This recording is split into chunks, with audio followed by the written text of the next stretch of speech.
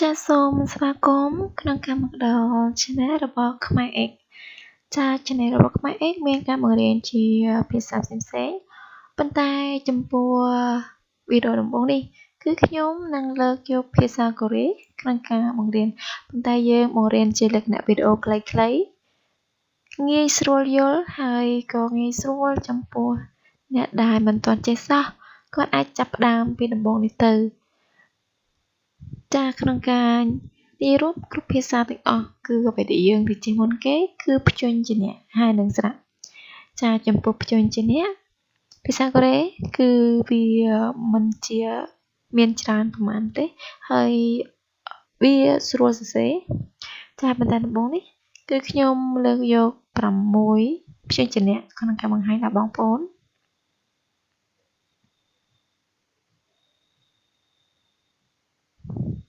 ចាព្យញ្ជនៈទី1របស់កូរ៉េគឺ Hyuk ចា Hyuk គឺជាឈ្មោះរបស់ព្យញ្ជនៈ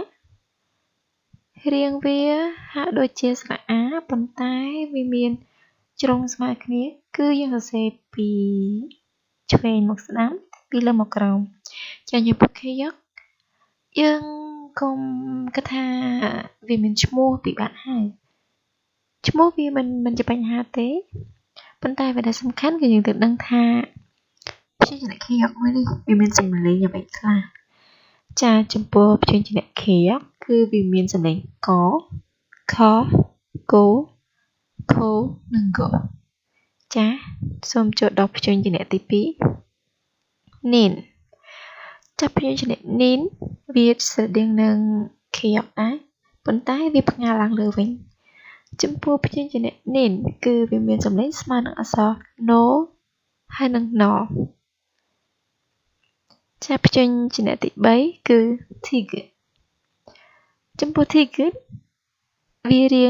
ងស្រដៀងគ្នាដែរប៉ុន្តែវាមានបន្ថែមឆ្នូតពីលើ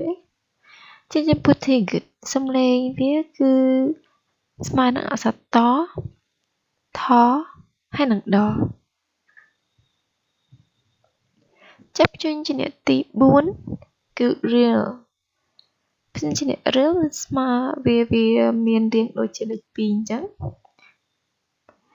វាមានសំឡេងស្មើនឹងអក្សរ រ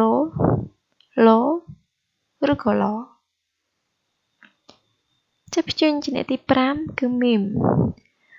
គឺវាមានរាង4ជ្រុងហើយវាស្មើនឹងសំឡេងអក្សរ ម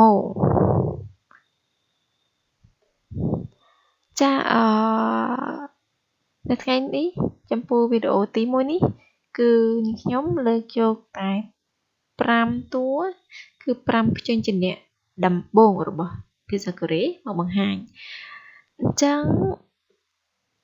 យើងកុំបាច់ទាន់រៀនច្រើនអក្សរពេកទេព្រោះថាចំពោះអ្នកដែលដំបូងគឺគាត់ពិបាកក្នុងការចាំ